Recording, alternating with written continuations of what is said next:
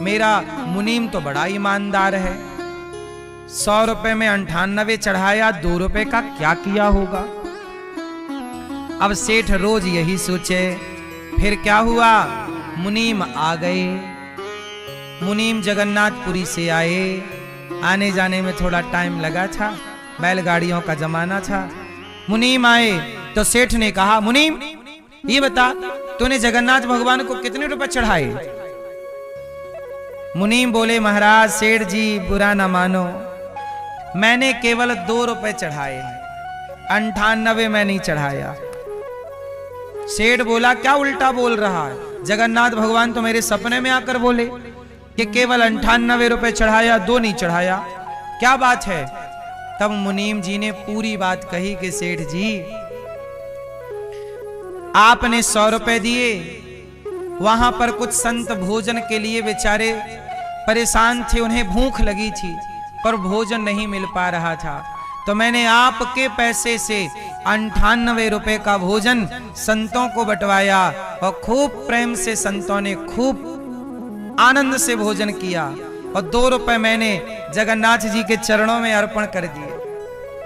तो जो संतों को भोग लगा वो पैसा तो भगवान तक जोर से पहुंच गया और जो डायरेक्ट चढ़ाया वो, इसका मतलब है कि भगवान को खुश करना है और भगवान को पैसा चढ़ाना है, तो किसी साधु संत भूखे प्यासे को जब आप भोजन कराते हैं तो वह धन जो भोजन में खर्च हुआ है वह धन भगवान तक पहुंच जाता है। इसलिए गौरी गोपाल आश्रम में जो हमारे वृद्ध माओं की सेवा होती है, जो आप लोग सहयोग करते हैं कि आज वृद्ध माओं को हमारी ओर से भोजन हो, आज वृद्ध माओं को हमारे बेटी के जन्मदिन पर नाश्ता की सेवा हो, तो एक बात बताओ, जो आप वृद्ध माओं को भोजन देते हैं तो वो भोजन और वो धन राशि जो भी आपने अन्नदान के लिए दी वो भगवान तक पहुंचती है या नहीं? बोलो। मां का खाया हुआ बच्चे के पेट में जाता है कि नहीं? गर्भवती मां, जब गर्भवती मां खाती है तो माता का खाया पिया बच्चे के पेट में जाता है, ऐसे भक्तों का खाया पिया भगवान के पेट में जाता है। इसलिए आप भी गौरी गोपाल आश्रम में जो वृद्ध माएं रहती हैं, जिन माओं को बच्चों ने निकाल दिया है, ऐसी 310 वृद्ध माएं हैं, आप भी उन माओं के बेटा बेटी बनकर अन्नदान जरूर करें। किसी तरह से अपने आप को भोजन की सेवा से जोड़ें। आप भी अन्नदान नहीं करेंगे तो बताओ उन माओं का बेटा बेटी बनकर सहयोग कौन करेगा? आपको भी नाम लिखाना है तो पीछे कार्यालय है गौरी गोपाल का, और जो टीवी पर जुड़ रहे हैं आप टीवी पर जुड़ सकते हैं। गौरी गोपाल आश्रम में हजारों संत नित्य आते हैं, सवेरे सवेरे सब साधु संतों को भरपेट भोजन मिलता है। कोई भी संत आए सबको भरपेट। ये देखो ये रोज की सेवा है, हजारों संत रोज आते हैं, सबको दाल चावल सब्जी रोटी खीर पूड़ी, 12 महीने की ये सेवा है। एक दिन की साधु सेवा आप कराओ, आपकी बेटी बेटे के जन्मदिन पर, शादी की सालगिरह पर।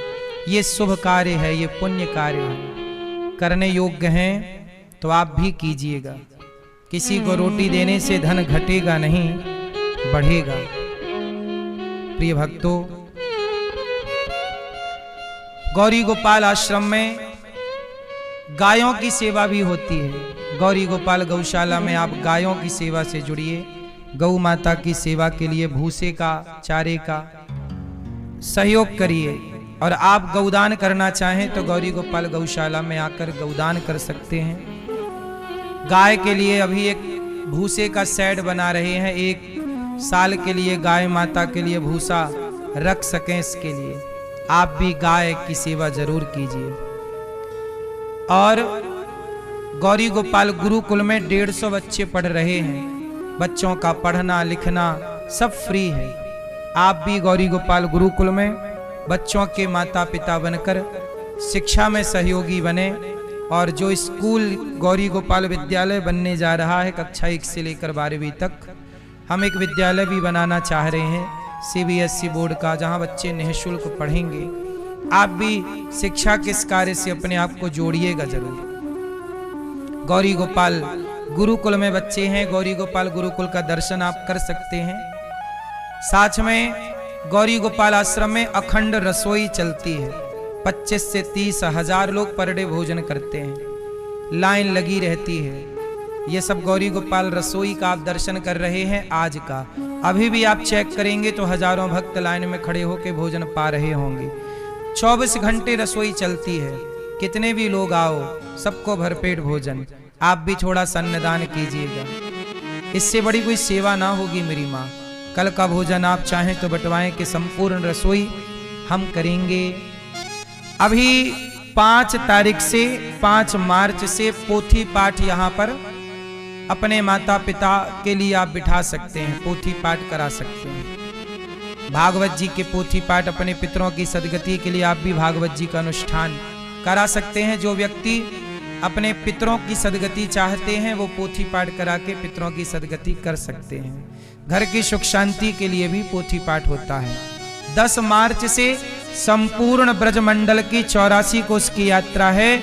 आप में से जिनको 84 कोस की यात्रा करनी है तो गाड़ियों से यात्रा होगी 84 कोस की। आप भी जिनको यात्रा करनी है पूरे ब्रजमंडल की, आप आकर 84 कोस की यात्रा 10 तारीख से है। आप आना चाहें, नाम लिखवाना चाहें, आप भी अपने माता पिता को 84 कोस की यात्रा करा सकते हैं। जैसे श्रवण कुमार ने चारों धाम की यात्रा कराई। कहते हैं कि सबसे पहले यशोदा और नंद बाबा को भगवान कृष्ण ने 84 कोस की यात्रा कराई थी। जो चारों धाम जो अलग अलग तीर्थ नहीं कर सकते वो ब्रजमंडल की 84 कोस की परिक्रमा कर लें, उन्हें संपूर्ण तीर्थों की परिक्रमा करने का फल प्राप्त हो जाएगा। तो गाड़ियों से अभी 10 मार्च से 84 कोस की यात्रा है, आप भी जरूर पधारें। जिनको यात्रा से जुड़ना है आए। प्रिय भक्तों, कुछ भक्तों ने वृद्ध बेसहारा माओ के लिए भोजन पहुंचाया है। कल हमारे पास एक भैया जी आए, उन्होंने कहा महाराज जी हम वृद्ध माओ के लिए आटा का दान करना चाहते हैं कि आज माओ के लिए जो रोटी बने वो हम आटा देंगे, उस आटे से आप बनाइए। हमने कहा बड़ा अच्छा किया आपने। वृद्ध माओ के लिए भोजन में आप आटा, चावल, दाल, अन्नदान आप सब भोजन जरूर दें ताकि आप सबके सहयोग से माओ को भोजन प्राप्त हो सके। अखंड रसोई में साथ दें। कुछ भक्तों ने साथ दिया है। नाम श्रवण करते हैं उन दानवीर महापुरुषों के जिन्होंने धन को धर्म से जोड़ा है। बोलिए सदगुरुदेव भगवान की जय। समुपस्थित सभी श्रद्धालु जनों को जय श्री कृष्णा। चैनल के माध्यम से घर बैठकर कथा का रसपान कर रहे आप सभी श्रद्धालु जनों को जय श्री कृष्णा। व्यासपीठासीन सेवा की प्रतिमूर्ति पूज्य श्री महाराज जी के चरणों में गुटसह नमन वंदन। आपने अभी श्रवण किया कि किस प्रकार गौरी गोपाल आश्रम में वर्षों से सेवा कार्य चल रहे हैं और वृद्ध माताओं की सेवा, संतों को अन्य क्षेत्र की सेवा, भक्तों को गौरी गोपाल रसोई की सेवा, गुरुकुल की सेवा, गौशाला की सेवा, ऐसे सुंदर सुंदर सेवा प्रकल्प में कुछ महानुभावों ने अपना सहयोग पहुंचाया है। उनके नाम श्रवण करते हैं। आप भी संकल्प लें किसी न किसी पावन सेवा से अपने आप को वश जोड़ें। श्री चंद्रकांत शिवाला जी आप 21 रुपए की सेवा राशि समर्पित कर रहे हैं एवं राजेंद्र बिहारी हॉलैंड से 6001 रुपए, संगीता शरद झा जी फरीदाबाद से अन्य क्षेत्र के लिए 11000 रुपए एवं कैलाश छावड़ा जी गदरपुर से उत्तराखंड से 21 रुपए की सेवा राशि समर्पित कर रहे हैं। रविकांत उपाध्याय विजय उपाध्याय आप अलीगढ़ से 11000 रुपए, फूल सिंह पटेल इटारसी मध्य प्रदेश से 2000 रुपए, नीमच समी जी यूके से आप विशेष विमला वर्मा जी उत्तराखंड से, शरद पवन शाह जी किशनगंज बिहार से एवं राजेश शाह किशनगंज बिहार से, गणेश शाह जी किशनगंज बिहार से, लक्ष्मी नारायण भगवान कन्नौज उत्तर प्रदेश से 51 रुपए एवं कैलाश देवी जी लुधियाना पंजाब से 15000 रुपए, नारायण जी महाराष्ट्र उल्लासनगर से विशेष यमन लोधी जी आप मथुरा से 21 रुपए, श्यामलाल जी उल्लासनगर महाराष्ट्र से 5000 रुपए, राजेश सिकंदराबाद से आप विशेष सहयोग समर्पित कर रहे हैं। वेद प्रकाश जी पंजाब से विशेष सहयोग एवं संतोष रानी जी लुधियाना पंजाब से विशेष सहयोग समर्पित कर रही है। गीता गुप्ता रामकिशन गुप्ता पंजाब से 25000 रुपए की सेवा राशि समर्पित कर रहे हैं। बहुत बहुत धन्यवाद। आप सभी दानदाताओं के लिए हम बिहारी जी से प्रार्थना करते हैं कि आप सभी के घर बिहारी जी की कृपा बनी रहे। ऐसी पावन पुनीत सेवाओं से आप अपने आप को जोड़े रखें। संस्था के अकाउंट नंबर टीवी स्क्रीन पर दिख रहे हैं। यदि आप भी उन वृद्ध माताओं के भोजन के लिए, अन्य क्षेत्र में संतों के भोजन के लिए या गुरुकुल की सेवा, गौशाला, किसी भी सेवा में अपना सहयोग समर्पित करना चाहते हैं तो अकाउंट नंबरों में अपना सहयोग समर्पित करते हुए मोबाइल नंबर में संपर्क कर आप भी अपना नाम दर्ज अवश्य कराएं। आगामी पोथी पाठ की जानकारी आपकी स्क्रीन पर दिख रही है और पूज्य श्री महाराज जी की सानिध्यता में 5 से 11 मार्च पोथी पाठ होने जा रहे हैं, तो आप उसका रजिस्ट्रेशन भी करा सकते हैं अपने पूर्वजों की प्रसन्नता, घर में सुख शांति के लिए। या 5 से 11 तारीख पोथी यजमान बनना है या व्रत 84 को उसकी यात्रा करना है, मोबाइल नंबरों में संपर्क कर आप अधिक जानकारी ले सकते हैं। गरीब कन्याओं का विवाह भी 10 मार्च को होने जा रहा है। ऐसी पावन पुनीत सेवा से भी यदि आप अपने आप को जोड़ना चाहते हैं तो आप अधिक जानकारी के लिए मोबाइल नंबरों में संपर्क कर आप अधिक जानकारी ले सकते हैं। आइए इसी क्रम के साथ चलते हैं पूज्य श्री महाराज जी के चरणों में। जय श्री कृष्णा, जय श्री राधे। भगवान कुब्जा पर कृपा करते हैं। कुबलिया पीड़ नाम के हाथी कंस के यहाँ यज्ञ था, उसमें भगवान ने धनुष भंग किया, चाणूर मुष्टिक को भगवान ने मार गिराया। भगवान चाणूर मुष्टिक को मारते हैं, कंस को मारते हैं, भगवान हाथी को मारते हैं, कंस को मार दिया। मारकर जब भगवान कंस के ऊपर कूदे, कंस का उद्धार हुआ। कंस को भगवान ने मारा, बुराई को समाप्त करके अच्छाई की स्थापना की। कंस के पिता उग्रसेन जेल में थे। कंस ने जेल में बंद कर रखा था अपने पिता को। भगवान ने जेल से लाकर और उग्रसेन को सुव्यवस्थित राजा बनाया। उग्रसेन जी को भगवान कृष्ण प्रेम से मथुरा कंस के पिता को राजा बनाकर रहने लग गए। देवकी वसुदेव को भगवान ने जेल से मुक्त किया। वसुदेव जी ने नंद बाबा से कहा कि बाबा, ये कन्हैया आपका नहीं हमारा बेटा है। अब तो नंद बाबा के पांव के नीचे से मानो जमीन खिसक गई। कोई ये कह दे कि ये बेटा आपका नहीं, ये तो हमारा बेटा है। अब तो नंद बाबा रोने लग गए। कन्हैया तू तो हमारा नहीं है। कन्हैया बोले बाबा ऐसा मत कहो, हम तो आपके ही हैं। नंद बाबा जाने लगे। कन्हैया बोले ना बाबा, आप हमें छोड़कर मत जाओ। नंद बाबा बोले तुम वसुदेव और देवकी के पुत्र 8वें पुत्र हो, आज्ञा दो। भगवान बोले बाबा आप ही हमारे पिता हैं, मैया यशोदा ही हमारी माँ है। पर समझा करके वसुदेव जी नंद बाबा को, नंद बाबा कन्हैया को, नंद बाबा गए। अब भगवान को नए माता पिता देवकी वसुदेव प्राप्त हुए। पढ़ने के लिए भगवान उज्जैन गए। 64 दिन तक भगवान उज्जैन रहे। 64 दिन में 64 विद्याएं, 64 कलाएं सीख करके भगवान आए। गुरु दक्षिणा में गुरु जी का जो मरा हुआ पुत्र था। अच्छा, भगवान कृष्ण क्या करते हैं? मरे को जीवित कर देते हैं। भगवान कृष्ण के जो गुरु हैं सांदीपनी जी, उनका एक बेटा है जिनकी मृत्यु हो चुकी है। जब भगवान की पढ़ाई पूरी हो गई, भगवान जाने लगे तो भगवान ने गुरु जी से कहा, गुरु जी हम आपको कुछ देना चाहते हैं, बताओ क्या दें? दक्षिणा।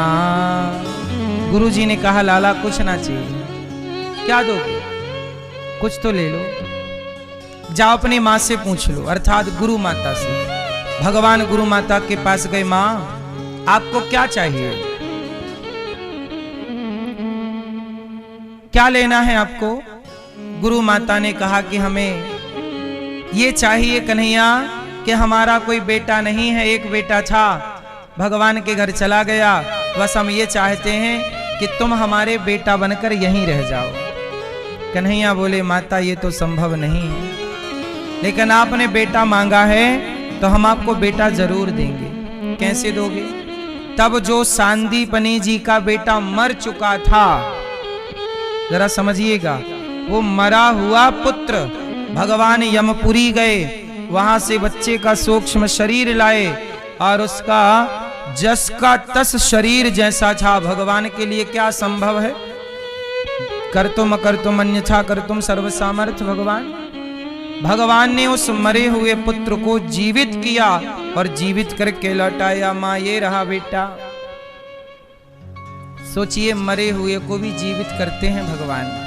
अच्छा एक बात बताओ कि एक पलड़े पर यदि देवकी मां को रखा जाए और एक पलड़े पर यदि यशोदा मां को रखा जाए, तो आप बताओ किसका पलड़ा भारी होगा? किसका होगा? यशोदा मैया या देवकी मैया? क्यों? यशोदा मैया और देवकी मैया में अंतर केवल इतना है कि देवकी मैया को पता लगा कि कृष्ण तो भगवान है, ये तो मरे को जीवित कर सकता है। तो देवकी मैया ने कहा कि कन्हैया, हमारे पुत्रों को कंस ने मार डाला था, सुना है कि तुम भगवान हो, हमारे पुत्रों को तुम जीवित करके लौटाओ। जरा सोचिए, देवकी मां को पता लगा कि कृष्ण मेरा भगवान है, तो देवकी मां ने अपने बेटे से काम कराया कि हमारे जो पुत्र कंस ने मार डाले थे वो लौटाओ। तो कंस ने कितने बेटे मारे थे देवकी मां के? 6 पुत्र। 6 पुत्रों को भगवान कृष्ण ने जिंदा करके माता देवकी को दिया। अच्छा, माता देवकी भी कैसी हैं? कृष्ण जैसा बेटा पाकर क्या किसी और बेटे को पाने की कामना होनी चाहिए? बोलो, क्या कृष्ण जैसा पुत्र पाकर किसी और पुत्र की इच्छा हो सकती है? पर माता देवकी की इच्छा है। इसलिए देवकी मां का पलड़ा कमजोर है कि वो कृष्ण के अतिरिक्त भी किसी और को चाहती हैं।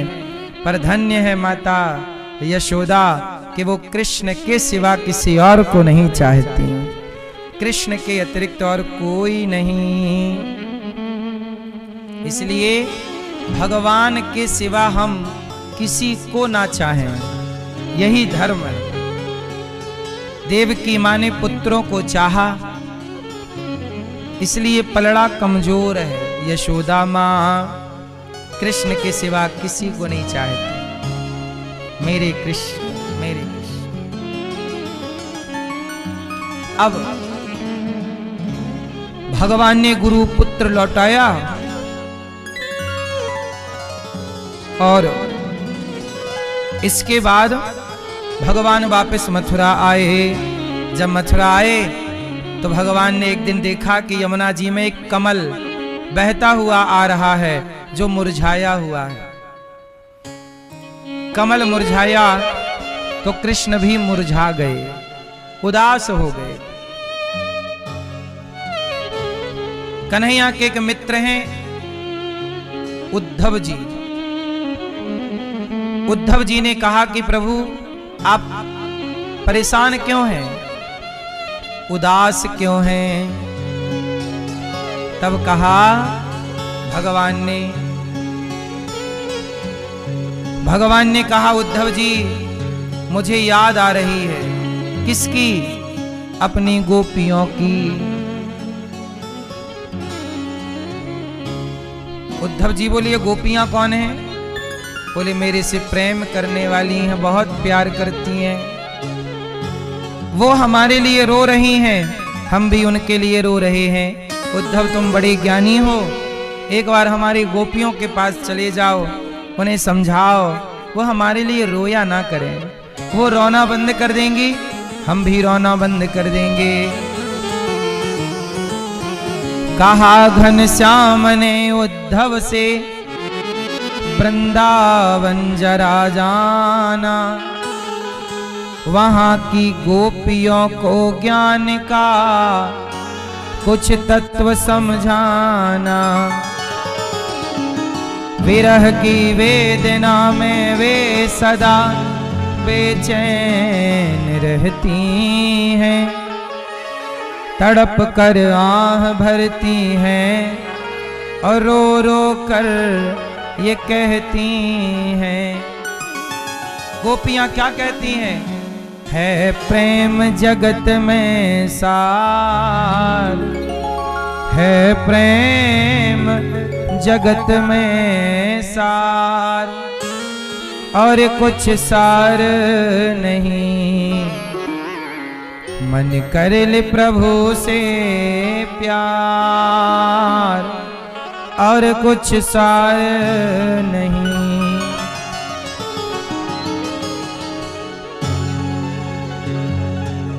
उद्धव जी जाओ हमारी गोपियों को समझाओ, वो रोया ना करें, गोपियां हमसे बहुत प्रेम करती हैं। उद्धव जी बोले अच्छा मैं जाऊं? हाँ हाँ आप जाओ। अपना पीतांबर दे दिया, भगवान ने कहा ये ओढ़ लो, ये ओढ़ करके जाओ, ऐसे तो गोपियां पहचानेंगी नहीं। चले मथुरा से जब कुछ दूर, वृंदावन निकट आया, वहीं से प्रेम ने अपना अनोखा रंग दिखलाया। बिटप झुक कर ये कहते हैं, इधर आओ इधर आओ। पपीहा कह रहा पी कहाँ, ये भी तो बतलाओ। नदी यमुना की धारा शब्द हरिहर का सुनाती है, भ्रमर गुंजार से भी यही मधुर आवाज आती है। उद्धव जी जैसे ही वृंदावन की ओर चले, चले मथुरा से जब कुछ दूर, वृंदावन निकट आया। उद्धव जी जैसे ही वृंदावन के पास आए, वृंदावन का नजारा गजब था। क्या था? प्रेम। बिटप झुक कर ये कहते हैं, इधर आओ इधर आओ। मानो वृक्ष कह रहे हैं उद्धव जी यहाँ आओ, जरा बताओ हमारे प्राण प्यारे कृष्ण कैसे हैं, कन्हैया कैसे हैं। मानो वृंदावन की लता पता इंतजार कर रही है, कब आएंगे कन्हैया, कब आएंगे कृष्ण। इंतजार नदी यमुना को, इंतजार वृक्षों को, इंतजार। उद्धव जी महाराज बोले भाई ये कैसी नगरी है, कैसी अपार शांति है यहाँ। उद्धव जी आए, ग्वाले मिल गए, ग्वालों को लगा कन्हैया आ गए, कन्हैया मेरा कन्हैया आ गया, देख तो सही लाला मंगल। लगता कन्हैया आया, दौड़ पड़े कन्हैया कन्हैया। उद्धव जी रथ से उतरे, बोले कन्हैया नहीं हूं, मैं कन्हैया का मित्र हूं। मंगल बोला तुम कब से मित्र हो गए? मित्र तो हम हैं कन्हैया के। क्यों आए हो? बोले कन्हैया का संदेशा लेकर आए हैं, यशोदा मैया से मिलना है। बोले ये जल की धारा जहां से गिर रही है वो घर यशोदा का है। बोले ये जल कैसा है? बोले नेत्रों का जल है। जब से कृष्ण गए हैं मैया रो रही है, क्या कह रही है? कब आएगा मेरा सांवरिया, कब आएगा मेरा सांवरिया, कब आएगा मेरा सांवरिया, कब आएगा मेरा सांवरिया,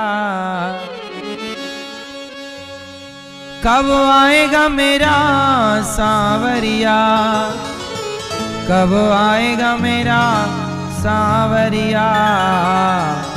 मेरे आंसू पहुँच कर मुझे गले लगाएगा, मेरे आंसू पहुँच कर मुझे गले लगाएगा। कब आएगा मेरा सांवरिया, कब आएगा मेरा सांवरिया। बनो ना कठोर कान्हा, दया से भी काम लो।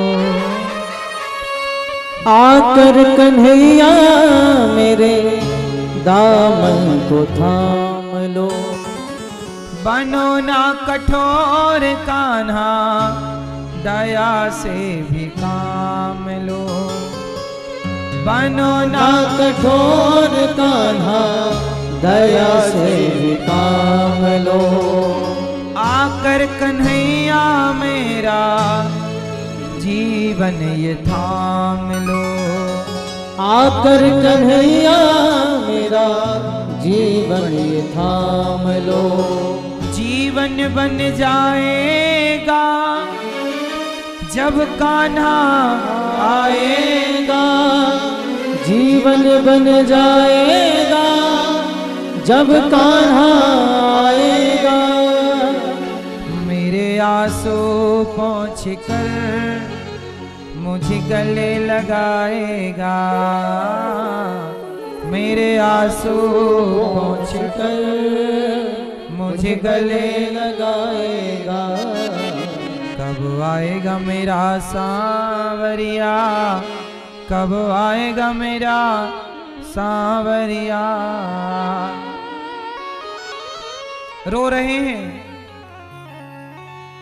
गोपियां, यशोदा मैया रो रही हैं। उद्धव जी बोले न माता। उद्धव जी कौन है? वृष्णी नाम प्रवरो मंत्री, कृष्णस्य दयितः सखा, शिष्यो बृहस्पते साक्षात् उद्धवो बुद्धि सत्तमः। कन्हैया, उद्धव जी बोले माता, जिस कृष्ण के लिए आप रो रही हो ना, कोई बेटा थोड़ी है, उनके कोई माँ बाप नहीं। न माता न पिता तस्य, न भार्या न सुतादयः, नात्मीयो न परश्चापि, न देहो जन्म एव च। वो कृष्ण है, माँ भगवान है, उनके कोई माता पिता नहीं, वो सबके माई बाप हैं। यशोदा मैया बोली देख उद्धव, वो तेरा भगवान होगा, मेरा तो पुत्र है। मैया यशोदा पुत्र के भाव से भज रही हैं। अच्छा एक बात बताओ, भगवान को यदि आप पुत्र के भाव से देख रहे हैं तो क्या गलत है? गलत है? नहीं। उद्धव जी महाराज भगवान को भगवान के भाव से देख रहे हैं कि वो भगवान है, सर्वशक्तिमान है, उनके कोई माँ बाप नहीं होता।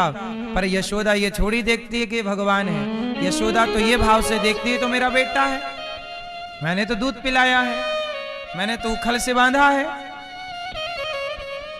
इसलिए आप भी भगवान को एक भाव से, एक दृष्टि, एक संबंध जोड़ लो, उस संबंध के उस भाव से दर्शन किया करो। मेरे तो भगवान, जैसे ये दास, आप मेरे से पूछो कि आप भगवान को किस भाव से देखते हो, मैं तो यही कहता हूं कि भगवान श्रीमन्नारायण मेरे पिता हैं, लक्ष्मी जी मेरी माँ है, मेरे तो माता पिता ही भगवान है और कोई नहीं है उनके सिवा। यही भाव है मेरा, इनके सिवा मेरा को। प्रभु अब जो है सब आप हैं, हम जानते ही नहीं कुछ। उद्धव जी बात करते करते, कृष्ण की चर्चा करते, सवेरा हो गया। स्नान करके उद्धव जी गोपियों के पास गए। गोपियां आपस में बात कर रही। एक ने कहा कि आज मैंने सपने में कृष्ण को देखा है। दूसरी ने कहा मैंने भी देखा है। सबने राधा जी से कहा सखी तुम बताओ तुमने सपने में क्या देखा। राधा रानी ने कहा तुम कितनी भाग्यशाली हो कि तुम्हें नींद आ जाती है, नींद में स्वप्न आता है और स्वप्न में कृष्ण का दर्शन होता है। हम तो ऐसी अभागिन हैं कि हमें स्वप्न भी नहीं आता। उद्धव जी का समझ नहीं पाए बात कहां से स्टार्ट करूं। उद्धव जी गए, गोपियों से कहा तुम किसके लिए रो रही हो? बोले कृष्ण के लिए। क्यों रोती हो? वो तो भगवान है। गोपियां बोली कि उद्धव तुम भगवान के भाव से भजते हो, हमारे तो पति हैं, हमें छोड़कर चले गए हैं। अब तुम बताओ कि क्या पति ऐसे छोड़कर चला जाए अपनी पत्नी को, सही है क्या? उद्धव जी बोले वो पतिवती नहीं है, वो तो भगवान है। गोपियां बोली तो एक काम करो, हमें उनकी याद में रोने दो, हमें तुम क्या समझाने आए हो? उद्धव जी बोले हम ये समझाने आए हैं कि वो कण कण में रहता है, तो गोपियां बोली कण कण में रहता है तो दिखाओ हमें। अच्छा ये बताओ भगवान कण कण में रहते हैं कि नहीं?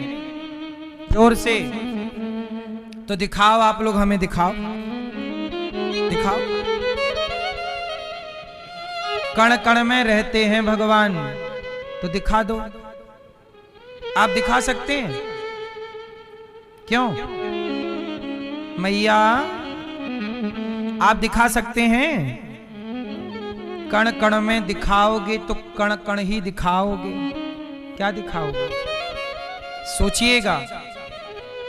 ईश्वर कण कण में रहते हैं। उद्धव जी केवल ये बात कर रहे हैं कि ईश्वर की व्यापकता कण कण में है, पर गोपियां कहती हैं कण कण में है तो हमें दिखा दो, हम उन्हीं के लिए तो रो रही हैं। जरा सोचिएगा, उद्धव जी ज्ञानी हैं, वो कह रहे हैं कि कण कण में ईश्वर है, और गोपियां प्रेमी हैं, गोपियां कण कण में अपने कृष्ण को देख रही हैं। उद्धव जी केवल कह रहे हैं और गोपियां कण कण में कृष्ण है, ये कहना अलग है और कण कण में कृष्ण को देखना अलग है।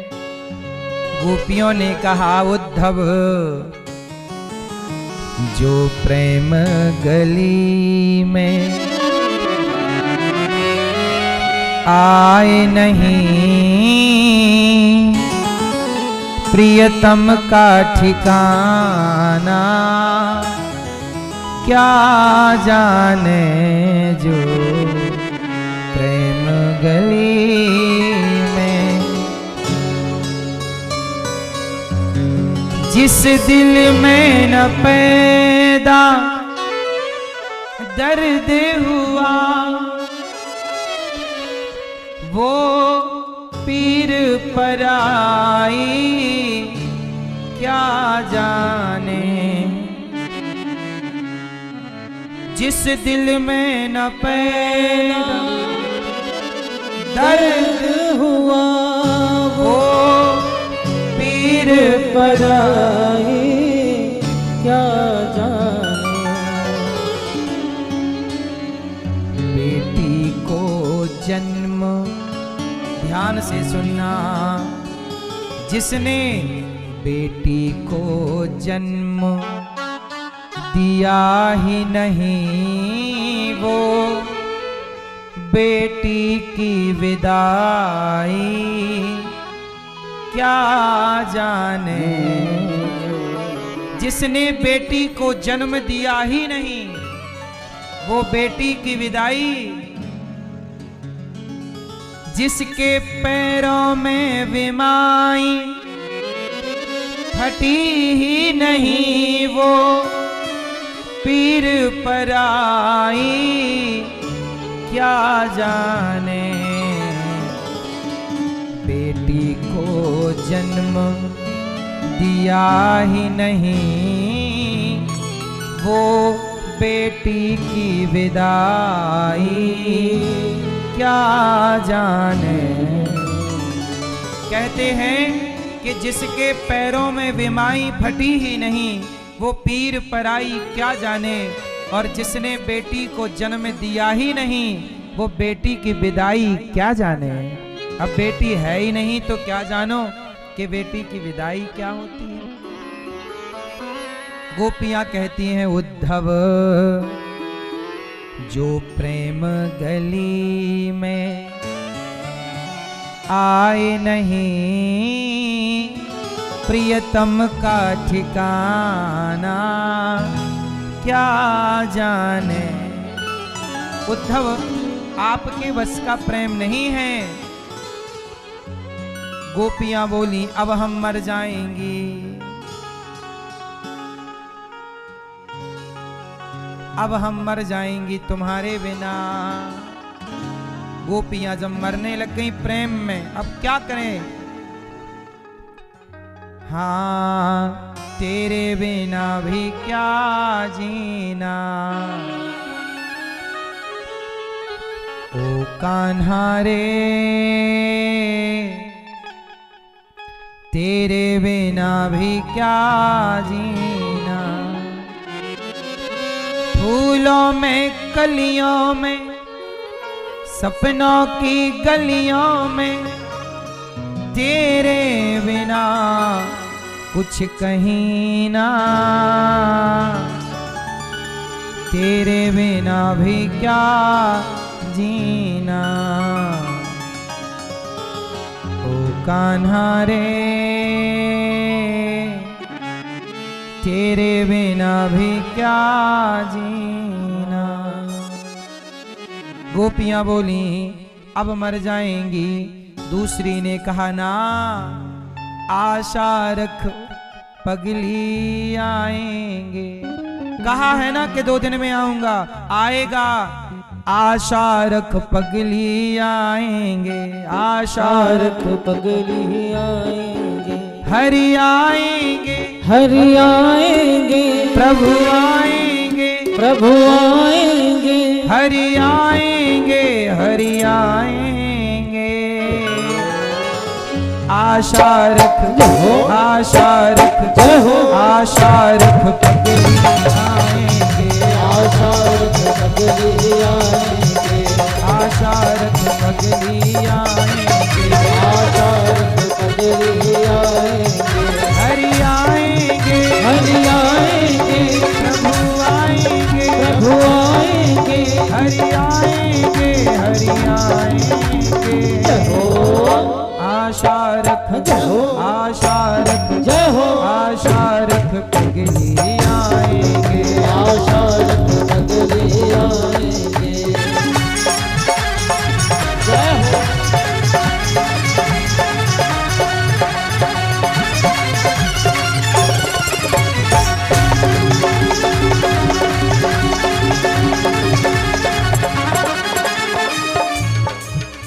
पहले मुख चंद्र दिखा करके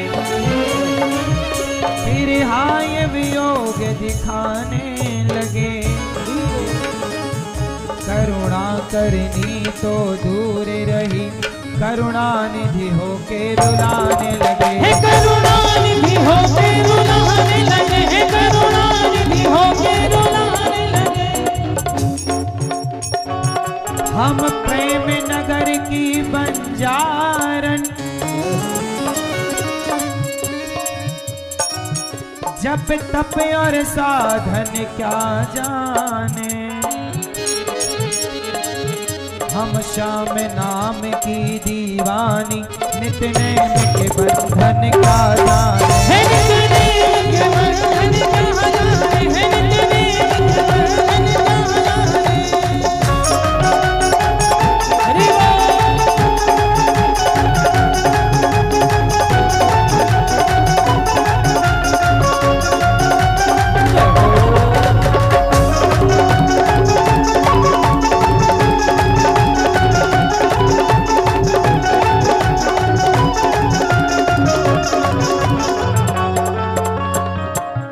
गोपियों ने कहा हम ब्रज की भोली गवारनिया,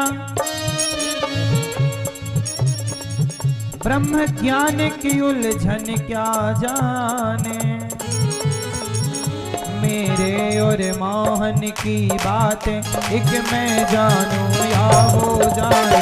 एक मैं जानूं या वो जाने, एक मैं जानूं या वो जाने। हरि आएंगे, अब जब गोपियां एक दूसरे को सांत्वना देने लगी कि चिंता ना कर आएंगे, जब नहीं आए तो दूसरी ने कहा वो आता होगा, वो आता होगा, वो आता होगा, वो आता होगा। वो मैंने मोहन को बुलाया है, वो आता होगा। मैंने मोहन को बुलाया है, वो आता होगा। हो मैंने मोहन को बुलाया है, वो आता होगा। है मैंने मोहन को बुलाया है, वो आता होगा। तुम भी आना, ओ तुम भी आना, तुम भी आना, तुम भी आना। हे मेरे घर आज तमाशा होगा, तुम भी आना। हे मेरे घर आज तमाशा होगा, तुम भी आना। ऐ मेरे के आजा, बिन तेरे जिंदगी अधूरी है। आके तो देख मेरी हालत को,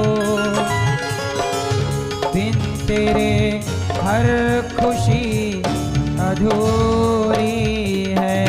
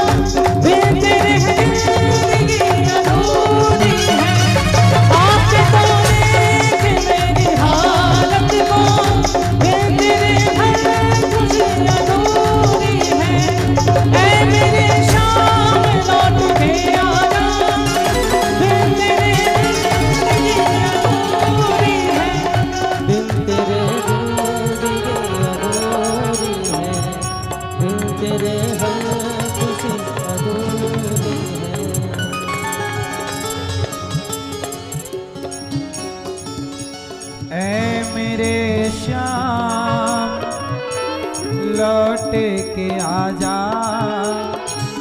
बिन तेरे जिंदगी अधूरी है। पूज्य गुरुदेव भगवान पधार रहे हैं, श्री चरणों में दास अनिरुद्ध का बारंबार नमन प्रणाम दंडवत प्रणाम। ऐ मेरे श्याम लौट के आजा, बिन तेरे जिंदगी अधूरी है। आके तो देख मेरी हालत को, बिन तेरे हर खुशी अधूरी है।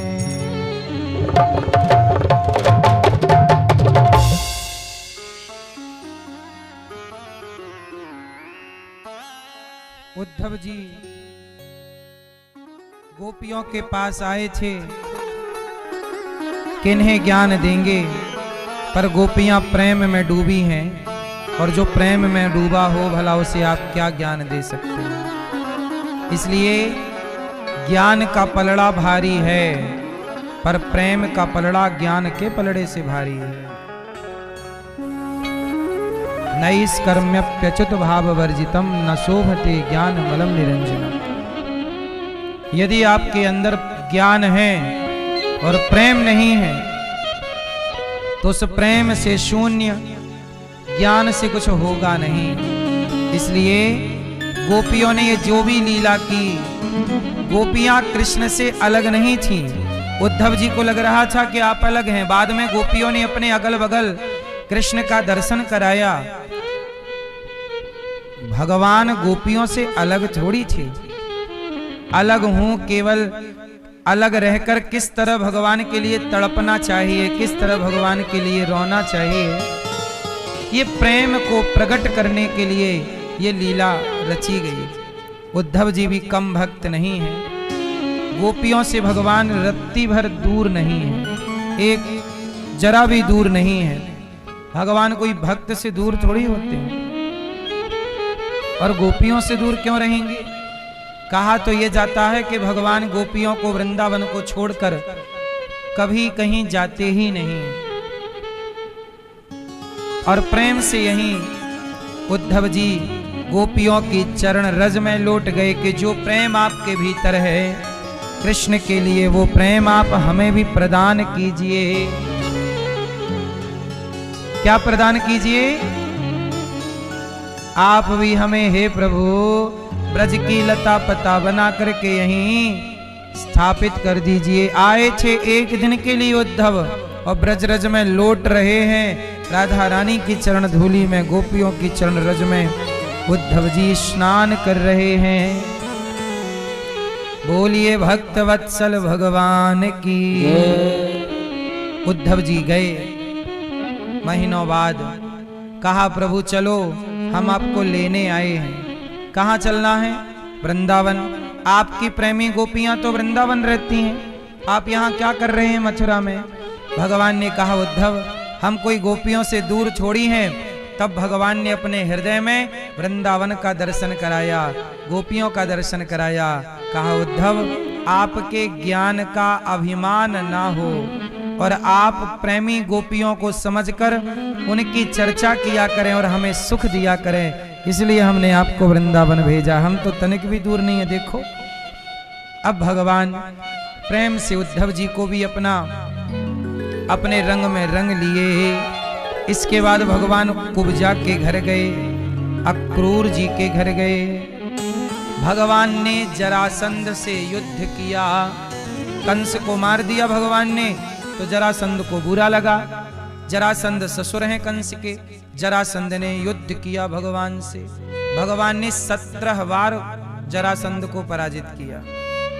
कितनी बार मारा जरासंध को? अधमरा किया और भगा दिया छोड़ के। जरासंध हार के चला जाता अपने राज्य। एक दिन क्या हुआ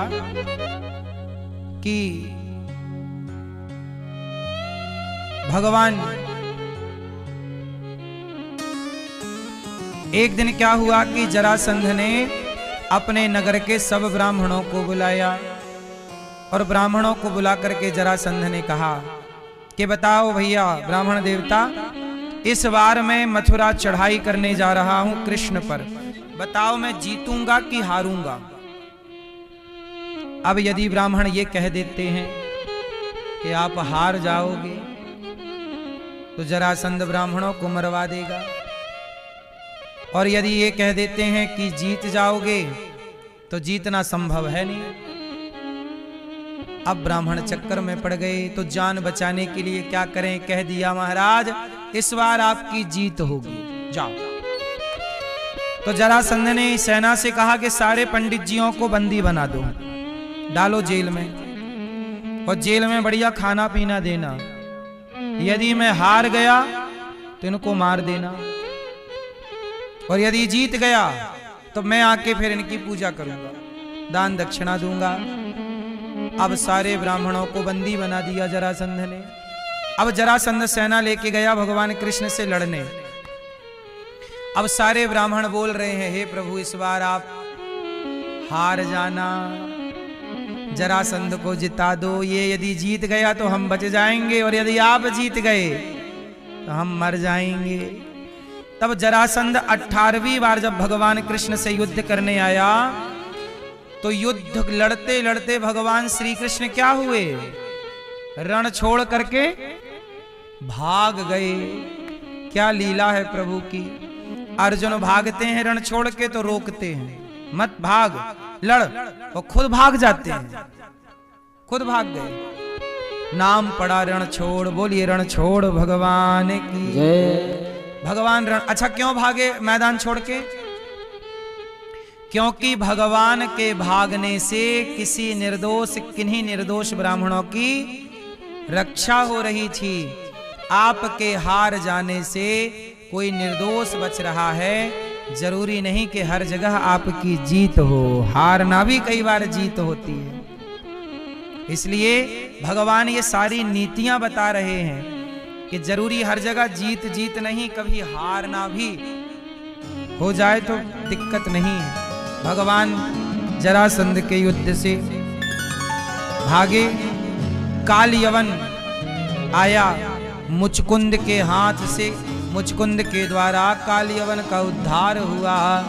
मुचकुंद ने भगवान की स्तुति की और काल यवन की मुक्ति हुई, भगवत धाम गए। कालियवन मुचकुंद भगवत धाम गए। अब जरासंध से जब युद्ध हुआ तो भगवान भागे, प्रवर्षण पर्वत पर भगवान चढ़े। जरासंध ने आग लगवाई, भगवान ने द्वारिका का निर्माण कराया, द्वारिकाधीश कहलाए। बोलिए द्वारिकाधीश भगवान की।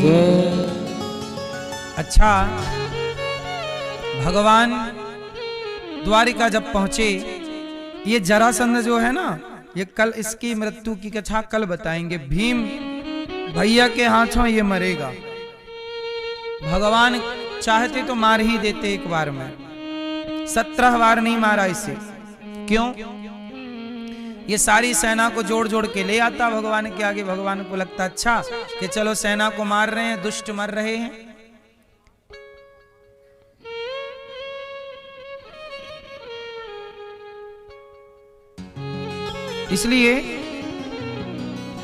इसलिए भगवान इसे छोड़ते जाते। जरासंध का भीम भैया ने बाद में उद्धार, कल चर्चा होगी इसकी। भगवान द्वारिका पहुंचे, बलराम जी का विवाह मां भगवती रेवती से संपन्न हुआ। बलदाऊ जी का विवाह, रेवत राजा रेवती को लेकर ब्रह्मा जी से पूछने गए कि बताओ प्रभु इसके लिए योग्य वर क्या। ब्रह्मा जी बोले जितनी देर में आप यहाँ आए धरती पे तो कई युग बीत गए। बोले आपकी बेटी से विवाह। भगवान कृष्ण के भैया, बड़े भैया हैं बलराम जी, उनसे विवाह कर दो। रेवती मैया का विवाह बलदाऊ जी से हुआ। बोलिए बलदाऊ भैया की। अब कुंडनपुर की राजकुमारी रुक्मणी जी,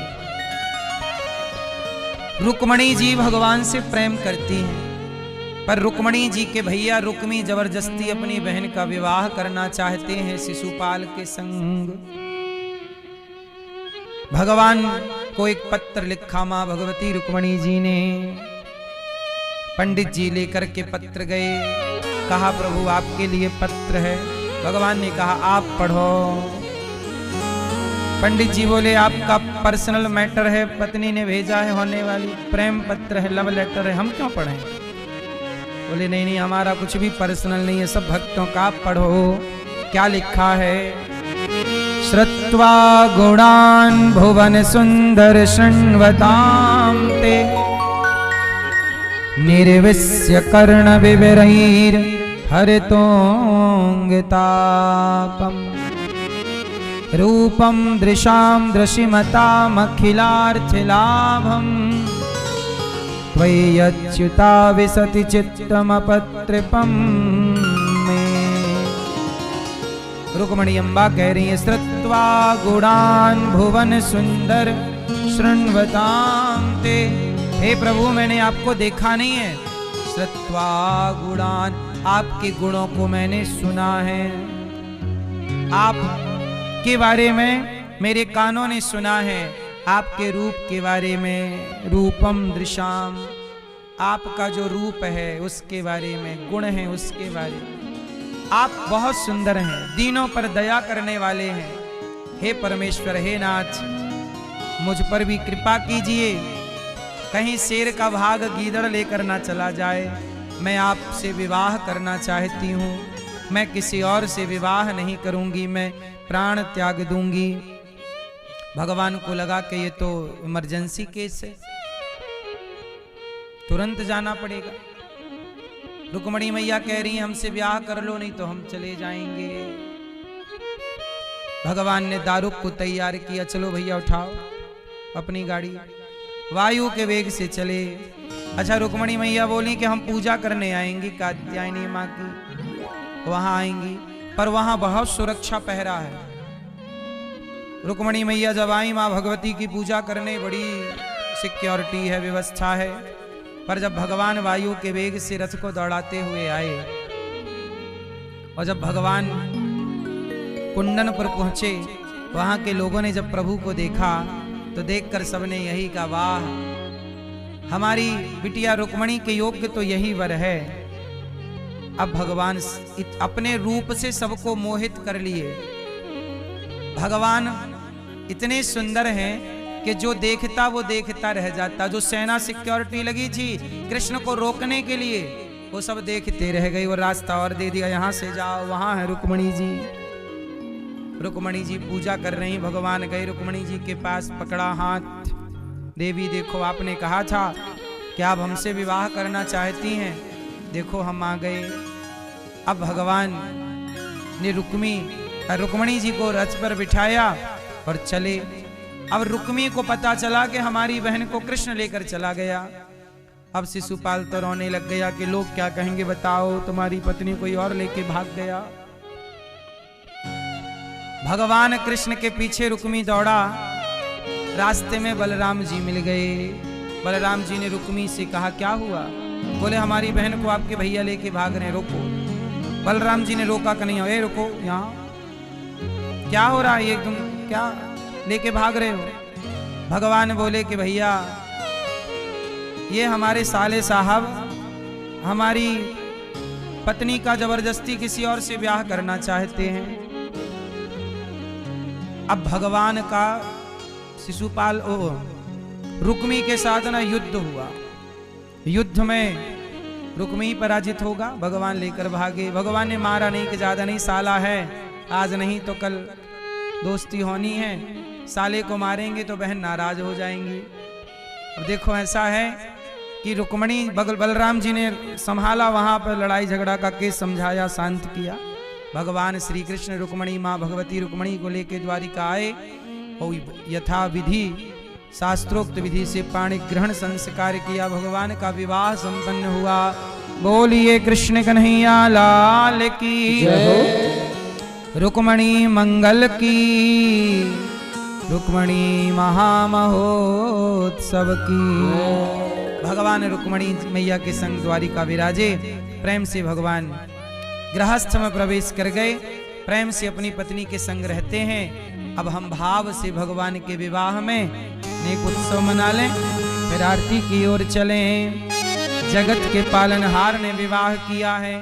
एक बार आप घराती बनोगे कि बाराती? मैया